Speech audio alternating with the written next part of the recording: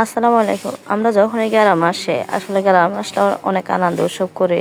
এই যে পুকুরে মাছ ধরা, আমরা সকালে আজকে সবাই মিলে এই যে জেলেদেরকে এনে পুকুরে ফেলাইছে মাছ ধরার জন্য। যেহেতু আমরা গ্রামে আসলে সবাই আমাদেরকে পুকুরের মাছ খাওয়ানোর জন্য অনেক ইয়ে করে।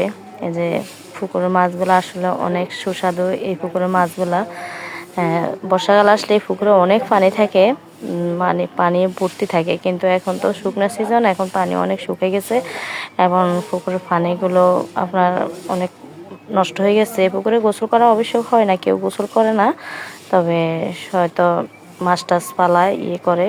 আর সামনে আবার যখন পানি হবে তখন আবারও মাছ পালাবে। এখন অল্প কিছু মাছ আছে, তাই জেলেদেরকে আনে, যে ওনাদেরকে টাকা দিয়ে নামাইতে হয়েছে।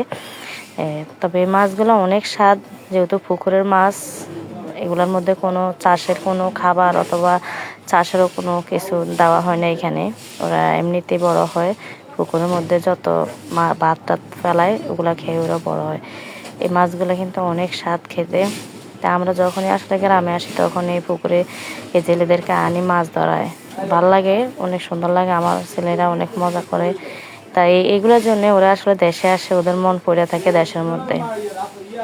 দেখেন এই যে কতগুলা মাছ ধরছে, তার মধ্যে সবগুলো হইলো আপনার তেলাপিয়া মাছ। অন্য মাছ আসে নাই।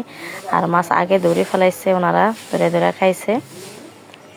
এখন আমাদেরকে দেখা আমার ছেলেরা বলতেছে আবারও জেলে ফেলায় মাছ ধরার জন্য, ওরা একটু দেখবে মাছের সৌন্দর্যটা।